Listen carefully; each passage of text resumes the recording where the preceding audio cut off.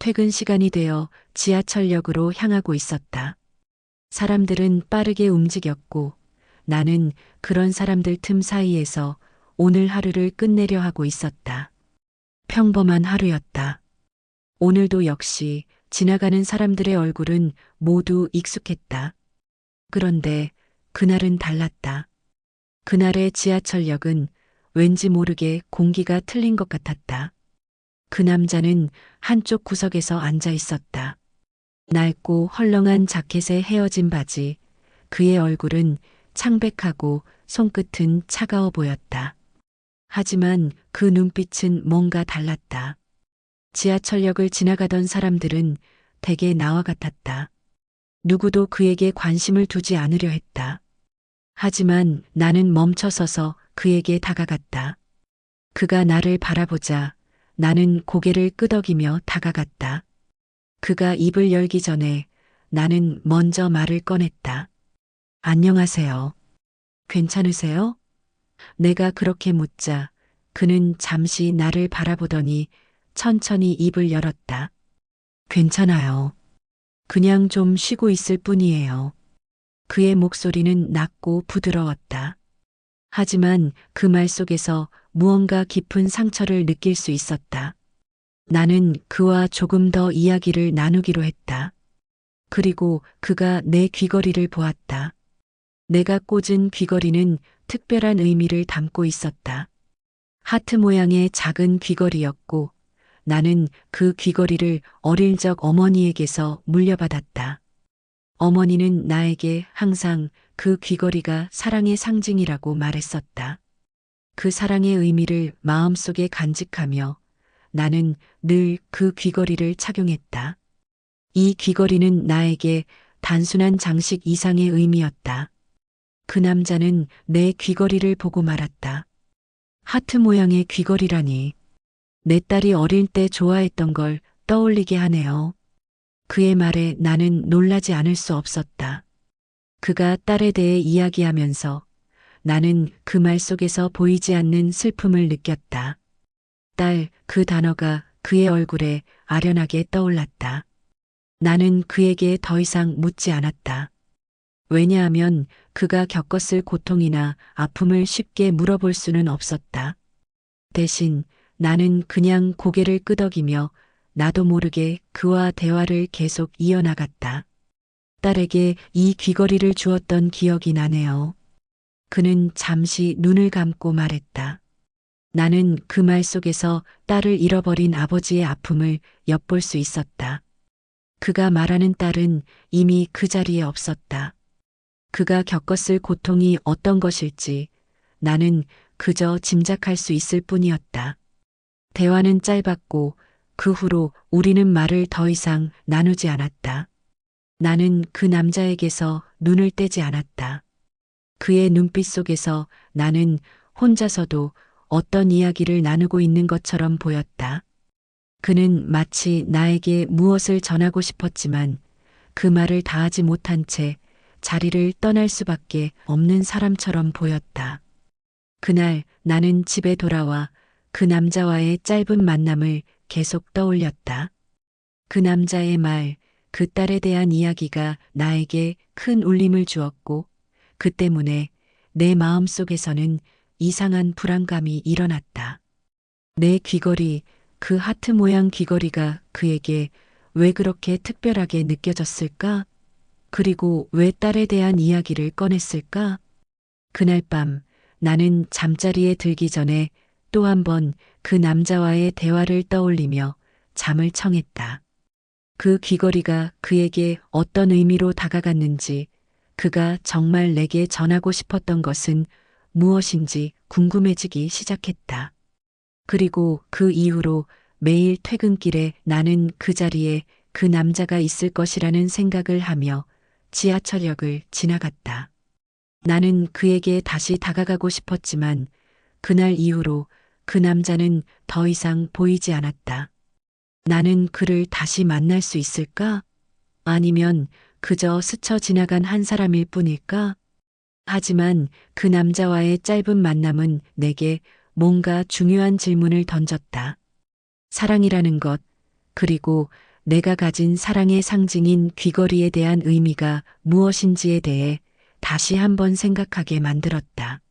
지하철역을 지날 때마다 무의식적으로 같은 장소를 바라보는 습관이 생겼다. 바쁜 하루를 보내고도 그 남자가 있던 자리로 시선이 가는 건 단순한 우연이 아니었다. 하지만 며칠이 지나도록 그곳은 비어 있었다. 처음에는 스쳐 지나간 인연이라 생각했지만 시간이 지날수록 마음 한편이 묘하게 허전했다. 도대체 왜 낯선 남자와의 짧은 대화가 내게 어떤 의의를 남긴 걸까? 그날도 마찬가지였다. 평소처럼 지하철역을 걷고 있었지만 발걸음은 점점 느려졌다. 지하철 아래 공기가 낯설게 느껴졌다. 조명이 희미한 곳에 시선이 멈췄다. 그리고 그곳 익숙한 모습이 있었다. 한쪽 구석 어둠이 들여온 기둥 아래에서 남자가 앉아 있었다. 낡은 자켓과 하가운 바지, 희미한 그림자 속에서도 그가 맞다는 걸 알 수 있었다. 그날 이후 처음 마주한 얼굴이었다. 나도 모르게 발길을 멈추었다. 그는 여전히 앉아 있었지만 그 눈빛은 처음 만났을 때와 달랐다. 더 읊어진 그림자가 드려져 있었다. 몸 상태도 이전보다 더 수척해 보였다. 주저하지 않고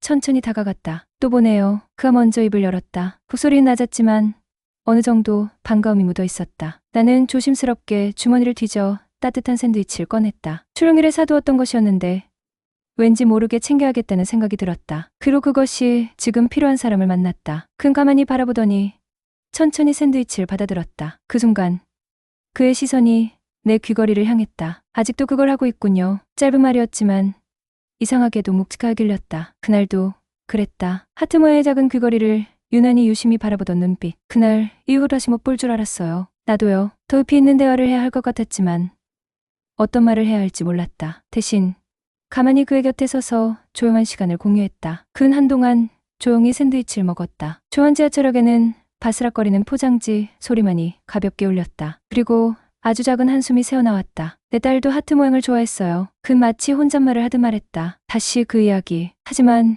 이번에는 무언가 다를 것 같았다. 그 목소리는 더 깊고 더 조용했다. 지혜는 어디 있는지조차 몰라요. 더 이상 말을 잇지 않았다. 하지만 그 한마디에 담긴 감정은 분명했다. 나는 차마 묻지 못했다. 그가 말하지 않은 이야기 속에는 분명 더 많은 것이 있었다. 딸과의 관계, 그리고 왜 여기서 이렇게 지내고 있는지. 하지만 지금은 그도 곁에 있는 것만으로도 충분하다고 느꼈다. 그는 아주 잠시 나를 바라보았다. 그리고 희미하게 웃으며 말을 덧붙였다. 그 귀걸이를 보니 오래된 기억이 떠올라요. 짧은 순간이었지만 그 눈빛에는 설명할 수 없는 감정이 스쳐 지나갔다. 지하철역을 지나는 사람들은 여전히 분주했다. 아무도 이 작은 순간에 관심을 두지 않았다. 하지만 나는 알았다. 이 사람을 다시 만난 건 우연이 아닐지도 모른다는 것을. 그리고 나도 이 만남을 쉽게 놓아버릴 수 없다는 것을. 하루가 길었다. 출근과 퇴근을 반복하는 삶 속에서 특별한 일은 없었다. 아니, 하나 있었다. 퇴근길마다 지하철역을 지나칠 때 시선이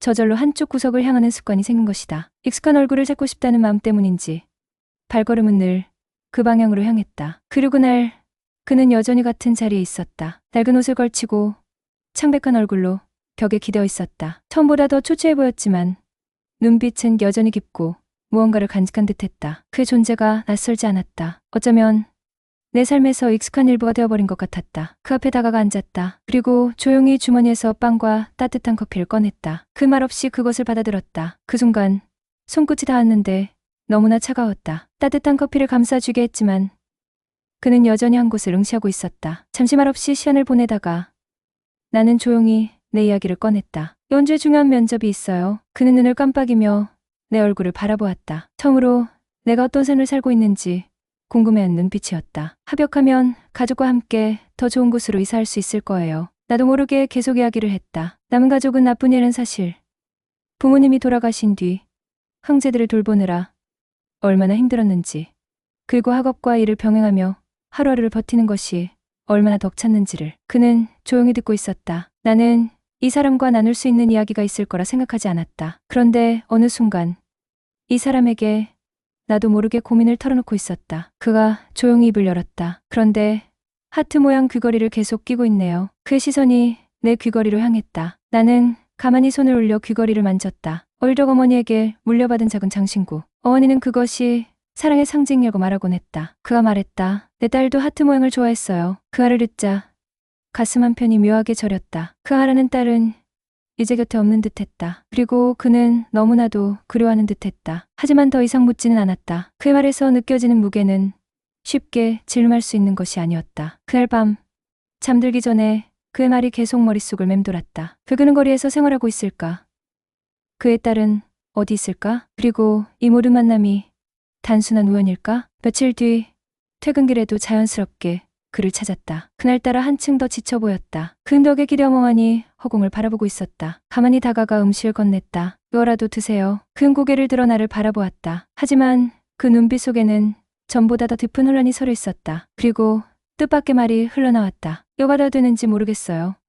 왜요? 그는 잠시 주저하다가 입을 열었다. 내가 누군지 나도 모르겠거든요. 그의 얼굴을 자세히 바라보았다. 저에는 미처 깨닫지 못했던 것들이 보였다. 낡고 헐거운 옷차림에도 불구하고 그의 자세는 단정했다. 그리고 말투는 거칠지 않았다. 기억이 가물가물해요. 그는 자신의 머리를 감싸 쥐었다. 한 달 전까지만 해도 난 다른 사람이었을 거예요. 하지만 지금은 내가 누구인지 모르겠어요. 그 아래 가슴이 철렁 내려앉았다. 그가 어떻게 이곳에 있게 되었는지조차 기억하지 못하고 있었다. 나는 차마 아무 말도 할 수 없었다. 며칠이 지나 퇴근길에 다시 그를 찾았다. 여전히 같은 자리, 그리고 이번에는 처음으로 미소를 보였다. 면접 결과 나왔나요? 나는 크게 고개를 끄덕였다. 1차 합격했어요. 그가 천천히 고개를 끄덕였다. 잘 됐네요. 그의 표정은 어딘가 혼란스러워 보였지만 여전히 내 기쁨을 축하해 주려는 따뜻함이 있었다. 그때 그의 시선이 다시 귀걸이로 향했다. 그리고 작게 중얼거렸다. 이 귀걸이 어디서 많이 봤는데. 나는 순간 숨을 멈췄다. 그가 귀걸이를 보며 기억을 더듬고 있었다. 그리고 다음 순간 아주 희미하게 말이 흘러나왔다. 지영이랑 같은 귀걸이네. 지영. 그가 처음으로 딸의 이름을 말했다. 하지만 그 순간에도 그는 자신의 말이 무슨 뜻인지 확신하지 못한 눈빛이었다. 나는 그를 빤히 바라보았다. 어쩌면 그는 단순한 노숙자가 아닐지도 모른다는 생각이 들었다. 그리고 이 모든 것이 이상하게 연결되는 기분이었다. 이 만남. 그리고 이 귀걸이가 그는 누구일까? 나는 그 의문을 품은 채 그와의 만남을 계속 이어가기로 했다. 며칠 전부터 한 가지 생각이 머릿속을 떠나지 않았다. 지하철역에서 마주친 남자는 단순한 노숙자가 아닐지도 모른다는 의심이었다. 처음에는 그저 떠돌이 노인이라 생각했다. 하지만 자세히 볼수록 이상한 점이 많았다. 말투는 단정했고 단어 하나하나가 교양이 느껴졌다. 그리고 무엇보다 기억이 흐릿하다는 말을 했다. 한 달 전까지는 다른 사람이었던 것 같아요. 하지만 지금은 내가 누구인지 모르겠어요. 그때부터였다. 이 사람을 그냥 지나칠 수 없다고 생각한 것은 퇴근길 다시 그를 찾았다. 언제부턴가 그의 존재가 내 일상의 일부가 되어버린 것 같았다. 지하철역 구석진 곳, 어두운 조명 아래 그는 여전히 앉아 있었다. 그러나 오늘은 유독 지쳐 보였다. 나는 다가가 조용히 커피를 건넸다. 손을 뻗는 순간 그의 눈길이 내 귀걸이로 향했다. 이 귀걸이 어디서 봤던 것 같은데. 그가 낮게 중얼거렸다. 순간 숨이 멎을 것 같았다. 지영이랑 같은 귀걸이네. 그가 처음으로 지영이라는 이름을 입 밖에 냈다. 마치 오래전 기억이 불쑥 떠오른 사람처럼. 나는 조용히 입을 열었다. 지영이 누구예요? 그는 한동안 침묵했다. 그리고 고개를 감싸 쥐었다. 모르겠어요. 분명 중요한 사람 같은데 생각이 안 나요. 그의 표정이 갑자기 심하게 흔들렸다. 혼란스러움, 불안함, 그리고 아주 깊은 슬픔. 나는 그가 지금 중요한 기억의 문턱에 서 있다는 걸 직감했다. 이 사람은 누군가를 잃어버린 것이 아니라 자신을 잃어버린 것이다. 며칠 후 그를 다시 만났을 때 그의 상태는 더욱 나빠져 있었다. 구석에서 웅크리고 앉아 있었고 창백한 얼굴로 허공을 바라보고 있었다. 괜찮아요? 나는 급히 다가가 물을 건넸다. 그는 힘겹게 물을 마셨다. 병원에 가야 해요. 그러나 그는 고개를 세차게 저었다. 병원은 안 돼요. 그 순간 무언가 이상하다는 느낌이 들었다. 병원을 두려워하는 이유가 단순히 거지라서가 아닐 수도 있다. 병원에 가면 나를 알아볼 수도 있어요. 그는 힘겹게 중얼거렸다. 그로 바로 그 순간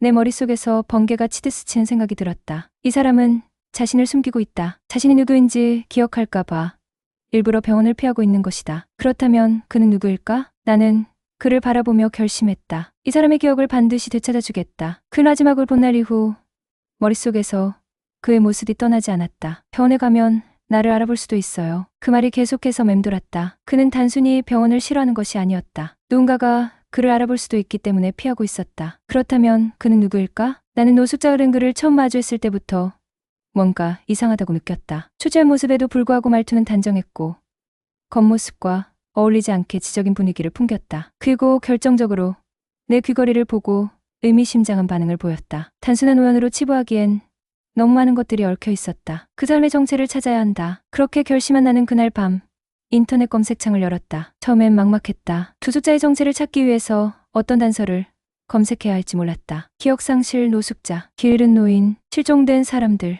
여러 가지 키워드를 검색했지만 딱히 그와 일치하는 정보는 나오지 않았다. 하지만 그가 한 달 전부터 기억이 없다고 했다는 점이 떠올랐다. 한 달 전까지는 다른 사람이었던 것 같아요. 하지만 지금은 내가 누구인지 모르겠어요. 그렇다면 혹시 그 기간 동안 실종 신고가 접수된 사람이 있을까? 나는 뉴스 검색창에 실종이라는 단어를 입력하고 최근 한 달간 보도된 사건을 찾아보기 시작했다. 그리고 그때였다. 한 기사 제목이 눈에 들어왔다. 태성그룹 회장 박기현 실종 한 달째.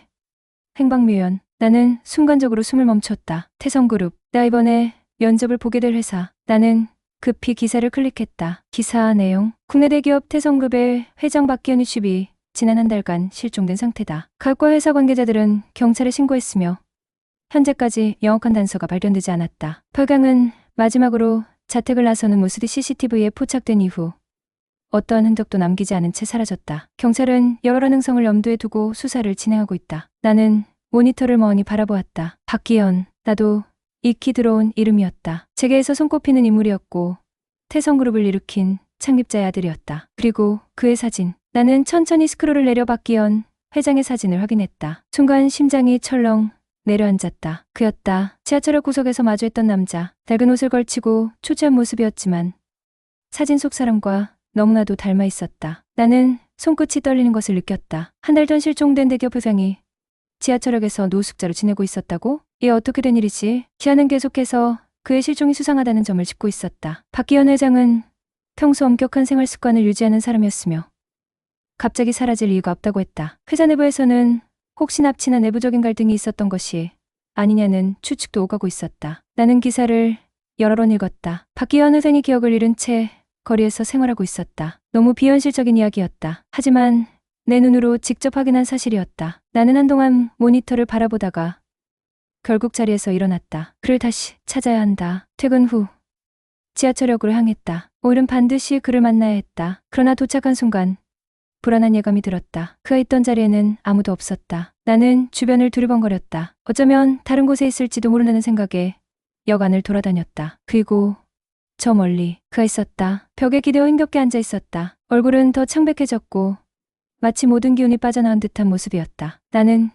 급히 다가갔다. 괜찮아요? 그가 천천히 나를 바라보았다. 그리고 희미하게 미소를 지었다. 오늘도 왔네요. 나는 그를 마주두고 앉았다. 그를 보며 한동안 고민했다. 그에게 진실을 말해야 할까? 그는 자신의 정체를 잊었다. 그리고 기억이 없는 지금 그가 회장이라는 사실을 전하면 받아들일 수 있을까? 하지만 더 늦어지면 안 될 것 같았다. 그는 점점 더 쇠약해지고 있었고 이 상태로는 오래 버틸 수 없어 보였다. 나는 조심스럽게 입을 열었다. 기억이 조금씩 돌아오고 있어요? 그는 고개를 저었다. 아직도 안개 속에 있는 기분이에요. 무언가 중요한 걸 잃어버린 것 같은데 생각이 나지 않아요. 나는 잠시 망설이다가 휴대폰을 꺼냈다. 그리고 그에게 박기현 회원 기사를 보여주었다. 그는 천천히 화면을 내려다보았다. 그리고 그 순간 그의 손이 심하게 떨렸다. 그의 시선이 화면 속 자신의 얼굴을 향했다. 입술이 파르르 떨렸다. 이 사람이 그는 아주 조용 말했다. 나인가요? 나는 천천히 고개를 끄덕였다. 그의 얼굴이 창백하게 질려갔다. 그리고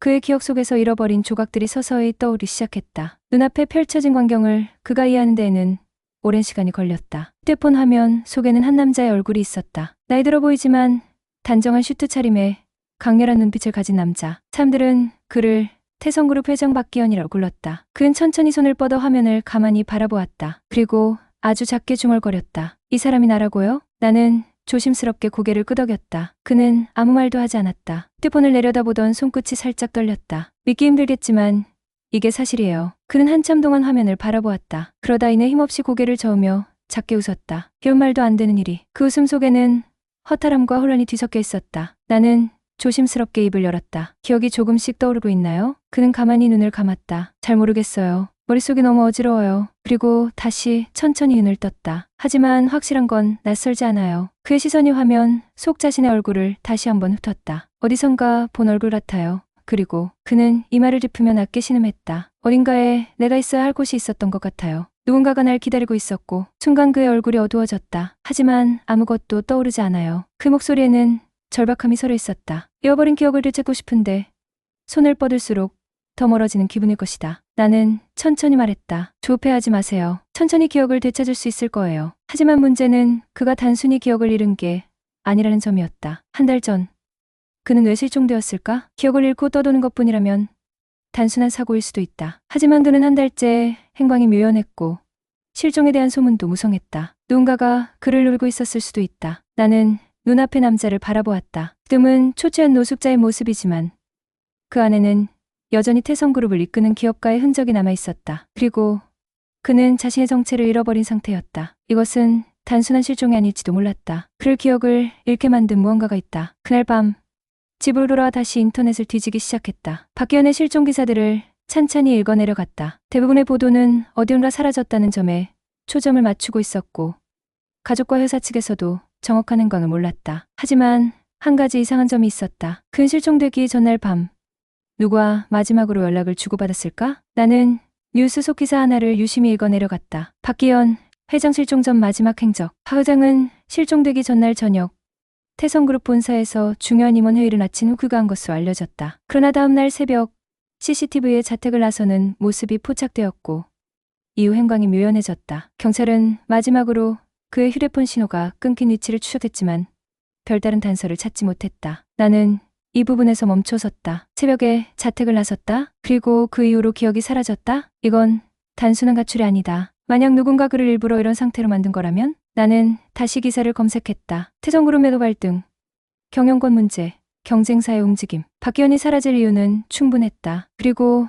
누군가는 그가 돌아오지 않기를 바라고 있을 수도 있다. 그를 이렇게 만든 사람이 있다. 나는 의자에 몸을 기대고 한숨을 쉬었다. 지혜그를 도와야 하는 이유가 하나 더 생겼다. 단순히 기억을 되찾게 하는 것이 아니라 그가 왜 사라졌는지 밝혀내야 한다. 다음 날 나는 다시 그를 찾아갔다. 그는 전날보다 조금 나아진 모습이었다. 내 손에 쥐어진 뜨거운 커피를 받아들며 작은 목소리로 말했다. 나 회사가 있었어요. 나는 눈을 크게 떴다. 회사가 있었다고요? 그는 고개를 끄덕였다. 완전히 기억난 건 아니에요. 하지만 그는 손끝으로 자신의 관자놀이를 누르며 힘겹게 말을 이었다. 어디선가 사람들을 만나서 중요한 일을 이야기했던 기억이 있어요. 그리고 뭔가 싸우고 있었어요. 싸웠다고요? 그는 고개를 끄덕였다. 그게 무슨 내용이었는지는 모르겠어요. 하지만 뭔가 잘못되고 있었어요. 그는 갑자기 주머니를 뒤지더니 낡은 종이 조각 하나를 꺼냈다. 나는 깜짝 놀라 그것을 받아들었다. 종이 한쪽에는 희미한 글자가 적혀 있었다. 태성. 그리고 뒤쪽에는 깨알 같은 글씨가 적혀 있었다. 배신. 나는 심장이 철렁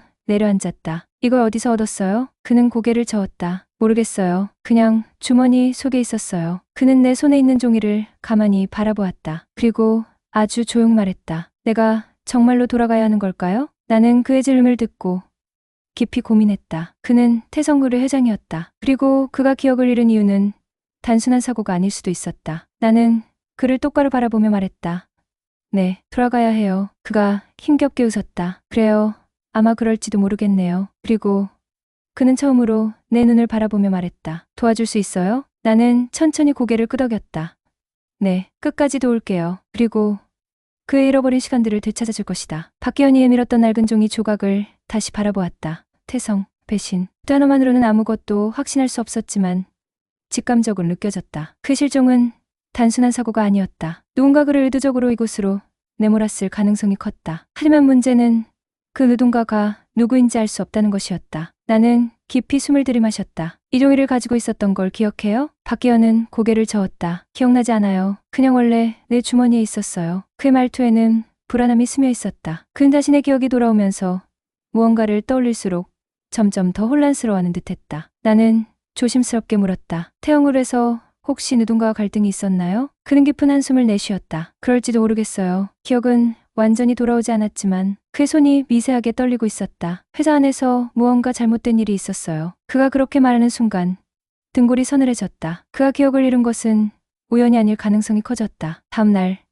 나는 박기현을 돕기로 결심한 후 본격적으로 태성그룹에 대해 조사하기 시작했다. 태영그룹은 국내 굴지의 대기업으로 반도체 건설 금융까지 다양한 사업을 운영하는 재벌 기업이었다. 그러나 최근 몇 년간 내부적으로 다툼이 많았던 것으로 보였다. 나는 태성그룹 관련 뉴스를 차례로 검색했다. 태성그룹 후계구도 불안정 차기 회장직을 둘러싼 내부 경쟁 심화. 박기현 회장은 장기적인 경영권 승계를 놓고 그룹 내부에서 반대에 부딪혔다. 특히 일부 임원들은 그의 개혁적인 경영 방침을 두고 반발하는 움직임을 보였다. 박기현 회장 실종 경영권 다툼과 관련이 있을까? 박 회장이 실종되면서 태성그룹에서는 새로운 권력 다툼이 벌어질 수도 있다. 박 회장의 갑작스러운 실종 이후 일부 이사들이 긴급 회의를 열어 경영권을 조정하려는 움직임이 포착되었다. 태성그룹 박기현 회장 실종 이후 빠르게 대행 체제로 전환. 박 회장의 공식적인 수색이 진행 중이지만 태성그룹은 이미 비상경영 체제로 전환했다. 일부 관계자들은 회장이 돌아오지 않을 가능성을 염두에 두고 있는 것 같다는 의견을 내놓았다. 나는 기사를 읽으며 소름이 돋았다. 박기현이 사라진 이후 회사는 빠르게 대행 체제로 전환되었다. 그리고 그 과정에서 그가 돌아오지 않을 가능성을 염두에 두고 있다는 관계자들의 말. 그 실종이 단순한 사고가 아닐 가능성이 더욱 짙어졌다. 나는 황급히 박기현을 만나러 갔다. 지하철역 한쪽 구석. 박기현은 어두운 표정으로 앉아 있었다. 내가 다가가자 그가 천천히 고개를 들었다. 찾아보니까 이상한 점이 많아요. 그는 가만히 나를 바라보았다. 내 실종과 관련된 거죠? 나는 주저하지 않고 고개를 끄덕였다. 태영굴에서 당신이 사라진 이후 너무 빠르게 대행 체제로 전환됐어요. 마치 누군가가 당신이 돌아오지 않을 걸 미리 알고 있었던 것처럼. 그의 손끝이 움찔했다. 나는 휴대폰을 꺼내 뉴스를 보여주었다. 그는 한참 동안 화면을 바라보았다. 그가 갑자기 눈살을 찌푸렸다. 이 사람, 그의 손가락이 화면 속 한 사람을 가리켰다. 태성그룹 이사회 임원 중 한 명이었다. 나는 조심스럽게 물었다. 기억나요? 그는 깊은 숨을 내쉬었다. 이 사람과 마지막으로 회의를 했던 것 같아요. 그 순간 그의 표정이 굳어졌다. 그리고 그가 힘겹게 말을 이었다. 그날 밤 뭔가 이상한 일이 있었어요. 그날 밤 나는 침대에 누워서도 쉽게 잠들 수 없었다. 그날 밤 이상한 일이 있었다. 박기현이 기억을 조금씩 되찾고 있었다. 그런데 이상한 점이 있었다. 만약 그가 기억을 완전히 되찾게 된다면? 그리고 그것이 누군가에게 위험이 된다면? 그렇다면 그를 잃은 사람이 있을 수도 있다. 순간 갑자기 등골이 서늘해졌다. 그를 만나러 다니는 동안 나를 유심히 지켜보는 듯한 시선이 느껴졌던 적이 몇 번 있었다. 그때는 단순한 기분 탓이라고 생각했지만 어쩌면 나는 순간적으로 창문 밖을 바라보았다. 어두운 밤거리 그리고 골목 끝에서 누군가가 서 있었다. 나는 급히 커튼을 닫았다. 누군가 우리를 지켜보고 있다. 나는 박기현을 떠올렸다. 그가 점점 기억을 되찾을수록 위험도 커질 것이다. 그를 도와야 했다. 하지만 누군가 우리를 막으려 하고 있다. 나는 핸드폰을 쥐었다. 그리고 태영그룹으로 직접 찾아가 보기로 결심했다. 태영그룹 본사는 도심 한가운데 우뚝 서 있었다. 마천루처럼 높이 솟은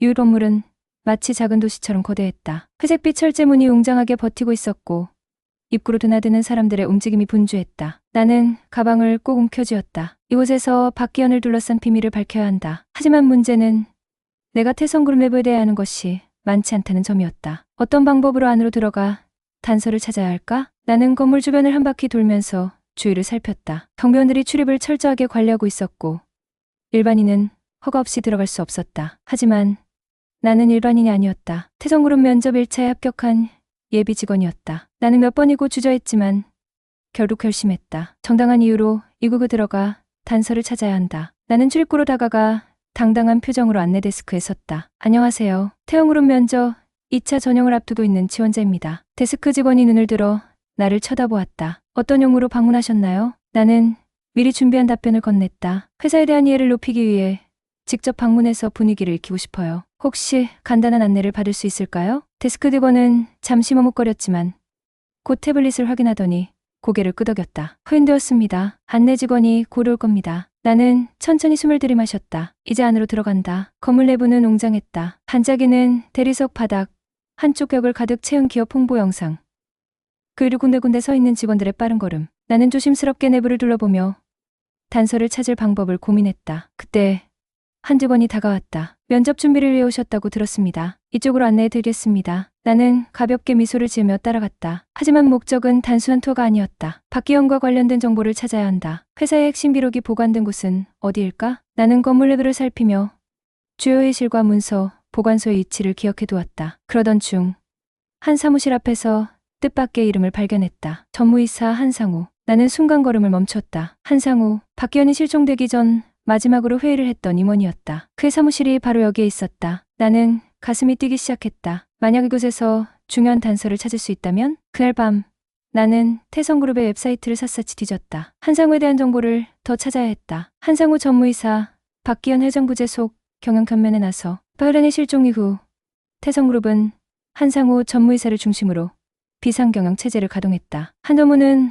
박의란이 실종 전부터 회사 운영에 깊숙이 관여했으며 실질적인 의사결정을 내리는 핵심 인물로 자리 잡고 있다. 나는 소름이 돋았다. 박기현이 사라진 후 그의 자리를 가장 빠르게 차지한 사람이 한상우였다. 그리고 박기현이 마지막으로 만난 사람도 한상우였다. 이건 우연일까? 나는 더 깊이 조사하기로 했다. 흔한 다음 날 뜻밖의 일이 벌어졌다. 지하철역에서 박기현을 만나러 가는 길이었다. 항상 그가 앉아있던 자리는 텅 비어 있었다. 불안한 마음에 주변을 돌아다녔다. 하지만 어디에도 그의 모습이 보이지 않았다. 어디로 간 거지? 그를 찾기 위해 역 주변을 샅샅이 뒤졌다. 하지만 몇 바퀴를 돌아도 흔적조차 보이지 않았다. 혹시 누군가 데려간 걸까? 순간 몇 시간 전 느꼈던 싸늘한 시선이 떠올랐다. 나는 다급하게 핸드폰을 꺼내 박기현에게 전화를 걸었다. 하지만 신호만 길게 울릴 뿐이었다. 잘 받아요. 그러나 그는 끝내 전화를 받지 않았다. 그날 밤 나는 초조한 마음으로 창밖을 바라보았다. 도무지 불안감이 가시질 않았다. 그때 핸드폰이 울렸다. 발신자 표시 제한. 나는 순간 가슴이 철렁 내려앉았다. 조심스럽게 전화를 받았다. 여보세요? 숨소리만 들렸다. 그리고 낮고 거친 목소리가 흘러나왔다. 박기현을 찾고 있군. 나는 숨을 삼켰다. 누구세요? 그는 짧게 웃었다. 내가 상관할 일이 아니다. 목소리는 차가웠고 위협적인 기운이 서려 있었다. 박기현이 어디 있는지 아세요? 넌 그냥 내 할 일이나 하지. 괜히 쓸데없는 일에 끼어들지 말고. 그는 한숨을 쉬듯 낮게 속삭였다. 그 사람 돌아오지 않는 게 더 나을 수도 있어. 그 순간 손끝이 차갑게 식었다. 그가 말하는 그 사람은 분명 박기현이었다. 나는 이를 악물었다. 그를 어떻게 한 거죠? 그는 대답하지 않았다. 대신 조용히 한마디만 남겼다. 너도 조심하는 게 좋을 거야. 뚝. 전화 끊겼다. 나는 핸드폰을 손에 쥔 채 멍하니 서 있었다. 누군가 박기현을 막으려 하고 있다. 그리고 그 사람들은 이제 나까지 경고하고 있었다. 나는 핸드폰을 꼭 쥐었다. 이제 물러설 수 없다. 박기현이 사라진 이유. 그를 위험에 빠뜨린 사람들. 나는 끝까지 밝혀낼 것이다. 박기현이 사라졌다. 그 안을 앉아있던 지하철역의 구석진 자리에는 아무도 없었다. 그 흔적조차 보이지 않았다. 나는 불안한 마음을 안고 역 주변을 돌며 그의 모습을 찾아보았다. 하지만 몇 바퀴를 돌아도 그의 모습은 보이지 않았다. 그날 밤 나는 거의 잠들지 못했다. 머릿속이 복잡하게 얽혀 돌아갔다. 어디로 간 걸까? 누군가 그를 데려간 걸까? 그가 스스로 떠났을 가능성은? 그러나 그가 스스로 떠났다면 미리 연락이라도 했을 것이다. 그리고 실종 직전 기억을 조금씩 되찾아가던 그였다. 지금 가장 중요한 순간에 사라진다는 것은 우연이 아닐 가능성이 높았다. 그리고 몇 시간 전 받은 그 전화. 너도 조심하는 게 좋을 거야. 나는 핸드폰을 꼭 쥐었다. 이제 진실이 가까워지고 있다. 하지만 그걸 막으려는 사람도 가까이 다가오고 있다. 다음 날 나는 태성그룹으로 향했다. 박기현의 실종과 태성그룹의 움직임은 분명 연결되어 있었다. 그리고 나는 그 연결고리를 찾아야만 했다. 목표는 하나. 박기현이 실종되기 전 마지막으로 회의를 했던 한상우를 직접 만나는 것. 나는 정문을 통과해 로비로 향했다. 출구를 통과할 수 있는 면접 지원자 신분을 이용했다. 데스크 직원이 나를 바라보았다. 무엇을 도와드릴까요? 나는 최대한 자연스러운 목소리를 말했다. 하늘을 봤던 중인데 전무이사님께 직접 여쭤볼 게 있어서요. 그거는 살짝 놀란 듯했다. 한상우 전무이사님이요?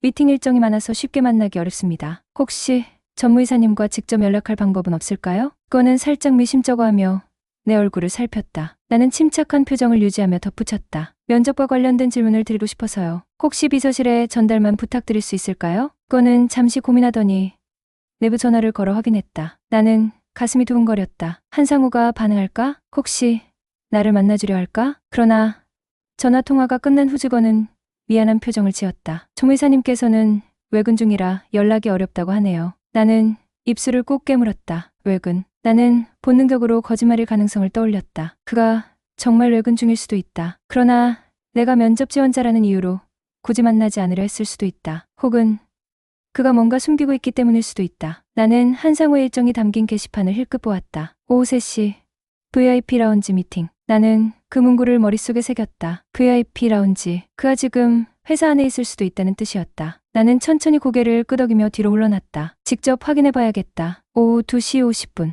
나는 태성그룹의 VIP 라운지 근처를 서성였다. 이곳은 고위급 임원들만이 이용하는 공간이었다. 그리고 보안이 철저했다. 나는 조용히 복도 끝에서 숨어 기다렸다. 몇 분 후 멀리서 2명의 남성이 걸어오는 것이 보였다. 한 명은 키가 크고 날렵한 체격의 남자, 다른 한 명은 한상우였다. 나는 심장이 뛰기 시작했다. 그는 아무렇지 않은 표정으로 보좌관과 이야기를 나누고 있었다. 그리고 VIP 라운지로 들어갔다. 외근 중이라며 거짓말이었다. 나는 확신했다. 그는 나를 피하고 있었다. 그리고 박기현 실종과 관련된 무언가를 숨기고 있었다. 나는 손을 꽉 쥐었다. 그를 만나야 했다. 하지만 어떻게? 그대였다. 누군가 내 어깨를 잡았다. 순간적으로 몸이 굳어졌다. 여기서 뭐 하는 거죠? 경비원이었다. 나는 당황하지 않은 척하며 빠르게 대답했다. 저는 면접 지원자인데요. 회사 내부 분위기를 보고 싶어서 돌아보고 있었습니다. 그러나 경비원은 의심스럽다는 듯한 표정으로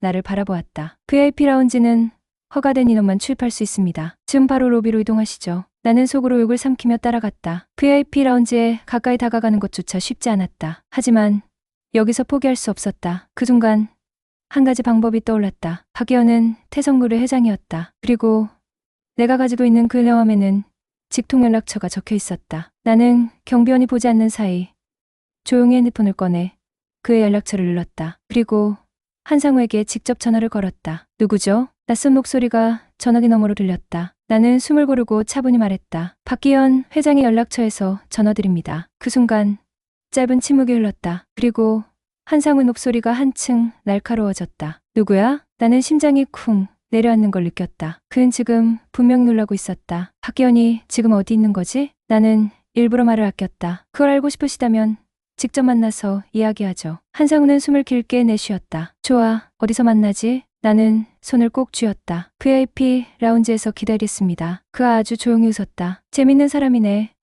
뚝, 전화 끊겼다. 나는 핸드폰을 내려다보았다. 이제 진실이 드러날 차례다. 그리고 이 만남은 위험할 수도 있었다. 하지만 멈출 수 없었다. 나는 조용히 숨을 들이마시고 VIP 라운지로 걸어갔다. VIP 라운지로 향한 복도는 유난히 길게 느껴졌다. 손에 땀이 났다. 심장이 빠르게 뛰었다. 제 모든 걸 밝혀야 한다. 그리고 한상우는 분명히 무언가를 숨기고 있었다. 나는 조용히 숨을 들이마시며 천천히 문을 밀었다. 라운지 안은 조용했다. 커다란 통우리창 너머 도시가 내려다 보였다. 고급스러운 가죽 소파와 유리 테이블, 그리고 한쪽 구석에는 고급 와인 몇 병이 놓여 있었다. 그 한쪽 창가 옆에 한상우가 서 있었다. 그는 조용히 도시를 내려다보고 있었다. 나는 문을 닫고 천천히 걸어 들어갔다. 꽤나 대담하군. 그가 먼저 입을 열었다. 나는 차분한 목소리로 답했다. 제가 궁금한 게 많아서요. 한상우는 미소를 지으며 몸을 돌렸다. 그래, 궁금한 게 뭐지? 나는 그의 눈을 똑바로 바라보았다. 박기현 회장이 실종되기 전 마지막으로 만난 사람이 누구죠? 그 미소가 아주 살짝 흐트러졌다. 하지만 그는 곧 아무렇지 않은 표정을 지었다. 그게 왜 궁금하지? 그가 사라진 이유를 알고 싶으니까요. 그는 천천히 걸어와 나를 마주 보았다. 수양님이 사라진 건 그의 개인적인 사정 때문일 수도 있지 않을까? 정말 그렇게 생각하세요? 나는 그의 눈을 똑바로 바라보며 말을 이었다. 태영그룹 내부에서 경영권 다툼이 있었다는 건 알고 있어요. 그리고 박기현 회장이 개혁을 추진하면서 반대에 붙였다는 것도요. 한상우의 미소가 사라졌다. 개혁해봐. 그가 사라진 후 태성그룹은 너무 빠르게 비상경영 체제로 전환됐어요. 마치 그가 돌아오지 않을 걸 미리 알고 있었던 것처럼. 그 순간 한상우의 눈빛이 차갑게 변했다. 나는 한 발짝 더 다가섰다. 한상우 전무님, 그날 밤 대체 무슨 일이 있었나요? 그는 아주 천천히 의자에 앉았다. 그리고 손을 깍지 낀 채 나를 바라보았다. 그리고 마침내 입을 열었다. 재밌군. 너 꽤 똑똑한 친구야. 대답해 주세요. 그는 피식 웃으며 와인 한 잔을 따랐다. 그리고 천천히 흔들며 말했다. 좋아. 그날 밤 이야기를 해볼까? 그날 밤 한 달 전 태성그룹 최고의 임원회의가 한창이었다. 박기현 회장은 단호한 표정으로 서 있었다. 예로 두고 볼 수는 없습니다. 더 이상 비효율적인 사업에 투자할 수 없습니다. 그 앞에는 태성그룹의 핵심 임원들이 앉아 있었다. 그리고 그 중심에는 한상우가 있었다. 한상우는 조용히 미소를 지었다. 회장님, 그건 너무 성급한 결정 아닐까요? 성급한 결정이 아닙니다. 송구패가 만연한 몇몇 부서를 정리해야 합니다. 기업의 투명성을 높여야 해요. 박기현은 단호했다. 그러나 회의실 안에는 싸늘한 기운이 감돌았다. 한상우는 천천히 손가락을 튕겼다. 회장님, 하지만 그렇게 되면 누군가는 손해를 보겠죠. 그 순간 다른 임원들이 미묘한 눈빛을 주고받았다. 박기현은 그 시선을 놓치지 않았다. 그리고 깨달았다. 이 자리에 있는 사람들 중 일부가 자신을 배신하고 있다는 걸. 그 순간 박기현은 자리에서 일어나며 말했다. 이 사회에서 다시 논의하겠습니다. 그러나 그가 회의실을 나서려는 순간 문 앞을 가로막는 사람들이 있었다. 그들은 태성그룹 내부 경호팀이었다. 그러나 그들은 그를 보호하는 사람들이 아니었다. 그를 막기 위해 있는 사람들이었다. 박기현은 순간적으로 뒤를 돌아보았다. 한상우는 미소를 지으며 말했다. 회장님, 잠시만 이야기 좀 더 나누죠. 그리고 그 순간 박기현은 뒷머리를 강하게 맞으며 그대로 쓰러졌다. 그리고 그의 기억은 거기서 끊겼다. 현재 VIP 라운지. 나는 숨을 삼켰다. 그 일부러 사라지게 만든 거군요. 한상우는 천천히 와인을 마시며 말했다. 사람들은 기억을 잃으면 얼마나 쉽게 무력해지는지 아나? 그가 정신을 차렸을 때 자신이 누구인지 모르게 만들었지. 나는 이를 악물었다. 그럼 이제 그를 어떻게 할 건가요? 한상우는 미소를 지었다. 이미 사라진 사람을 다시 돌아오게 할 필요가 있을까? 그 순간 문이 열렸다. 정장을 입은 남자들이 들어왔다. 나는 본능적으로 한 걸음 물러섰다. 한상우는 천천히 자리에서 일어나며 말했다. 이제 내 차례야. 너무 많은 걸 알아버렸군. 나는 재빨리 주머니 속 핸드폰을 쥐었다. 그리고 단 한 번의 버튼을 눌렀다. 녹음이 종료되었습니다. 한상우의 표정이 처음으로 흔들렸다. 나는 핸드폰을 들어 보였다. 이 대화 전부 녹음됐어요. 정적이 흘렀다. 한상우의 얼굴이 굳었다. 나는 천천히 뒷걸음질 쳤다. 이 파일이 공개되면 태성급은 끝장날 거예요. 그 순간 그의 표정이 차갑게 변했다. 그럼 내가 그걸 공개할 수 있을까? 정장 남자들이 나를 향해 다가왔다. 나는 눈을 질끈 감았다. 그러나 그 순간 경찰입니다. 손 들고 움직이지 마세요. 문이 열리며 경찰들이 밀려 들어왔다. 나는 안도의 숨을 내쉬었다. 박기현이 마지막으로 남겨둔 단서가 결국 그를 구했다. 태동그룹 본사 건물 앞에는 수많은 기자들이 몰려 있었다. 박기현 회장님, 실종 사건에 대해 한 말씀 해주시죠. 태영그룹 내부에서 음모가 있었던 게 사실인가요? 경진 개편이 있을 예정인가요? 카메라 플래시가 쉴 새 없이 터졌고 기자들의 질문이 쏟아졌다. 그 중심에 박기현이 서 있었다. 한 달 전 지하철 구석에서 낡은 옷을 입고 있던 남자는 이제 다시 태성그룹의 회원이 되어 있었다. 곧바로 기자회견이 열렸다. 박기현은 단호한 목소리로 입을 열었다. 한상우 전무와 몇몇 임원들은 회사의 투명성을 해칠 수 있는 행동을 했습니다. 그 과정에서 저를 실종으로 위장하려 했고 기억을 잃게 만들었습니다. 하지만 정의는 반드시 승리합니다. 그의 말이 끝나자 기자들의 손이 일제히 올라갔다. 그는 다시 마이크를 잡았다. 무엇보다도 저는 도움을 받았습니다. 그리고 그의 시선이 한 곳을 향했다. 나는 조용히 숨을 삼켰다. 수많은 사람들 사이에서 그의 눈빛이 나를 정확히 향하고 있었다. 일주일 전 사건이 해결된 직후 한상우는 경찰에 체포되었다. 태동그룹 내부에서 불법적으로 회사 돈을 빼돌리고 있었던 사실이 밝혀졌고 그가 박기현을 제거하려 했던 음모도 수사 과정에서 드러났다. 그날 VIP 라운지에서 녹음된 파일이 결정적인 증거가 되었다. 박기현이 돌아오지 않는 게 더 나을 수도 있어. 기억을 잃게 만들었지. 이 녹음이 공개되자 태성그룹 내부는 발칵 뒤집혔다. 그리고 그와 함께 체포된 몇몇 임원들이 추가로 내부 비리를 폭로하면서 태성그룹은 대대적인 개혁을 맞이해야 하는 상황이 되었다. 그 모든 중심에 박기현이 다시 섰다. 그리고 나는 내 자리에서 조용히 물러났다. 사건이 해결된 후 나는 다시 평범한 일상으로 돌아가려고 했다. 하지만 어느 날 박기현에게서 연락이 왔다. 다시 한번 만납시다. 나는 거절하지 않았다. 그 마지막을 본 것은 태성그룹 회장실이었다. 기현의 초췌한 모습은 온데간데 없었다. 단정한 정장을 차려입고 그는 자신의 자리로 돌아와 있었다. 그동안 정말 고마웠어요. 나는 조용히 미소를 지었다. 어떻게든 도와야 한다고 생각했어요. 그는 내게 한 장의 봉투를 건넸다. 이건 뭔가요? 그는 미소 지으며 말했다. 태동그룹의 입사 제안서입니다. 나는 놀란 눈으로 그를 바라보았다. 저한테? 당신은 이 회사를 누구보다 잘 이해하고 있어요. 그리고 무엇보다 이 회사가 앞으로 어떤 방향으로 나아가야 하는지를 직접 봤잖아요. 나는 봉투를 조심스럽게 열었다. 안에는 태성그룹 전략기획팀의 입사 제안서가 들어있었다. 그는 진지한 목소리로 말했다. 우리 회사는 이제부터 다시 시작해야 합니다. 부패를 정리하고 신뢰를 회복해야 합니다. 그 과정에서 당신 같은 사람이 필요합니다. 나는 한동안 봉투를 바라보았다. 태성그룹, 이곳은 원래부터 내가 꿈꾸던 곳이었다. 하지만 단순한 입사 시험을 통해서가 아니라 전혀 예상치 못한 방식으로 이 회사와 얽히게 되었다. 나는 천천히 고개를 들었다. 이곳에서 제가 할 수 있는 일이 있을까요? 박기현은 확신에 찬 목소리로 말했다. 있습니다. 나는 깊이 숨을 들이마셨다. 그리고 천천히 고개를 끄덕였다. 이제 새로운 시작이다. 몇 개월 후 새로운 삶. 나는 태성그룹의 직원으로 첫 출근을 했다. 내가 처음으로 이 회사 건물 앞에 섰을 때의 느낌은 이전과는 완전히 달랐다. 기회는 단순한 지원자가 아니라 회사의 변화를 이끄는 한 사람으로 이곳에 서 있었다. 그리고 박기현 역시 달라졌다. 그는 회사 내부의 부패를 하나씩 정리해 나갔고 투명한 경영을 위해 개혁을 추진했다. 당신 덕분에 다시 돌아올 수 있었습니다. 그는 그렇게 말했지만 나는 고개를 저었다.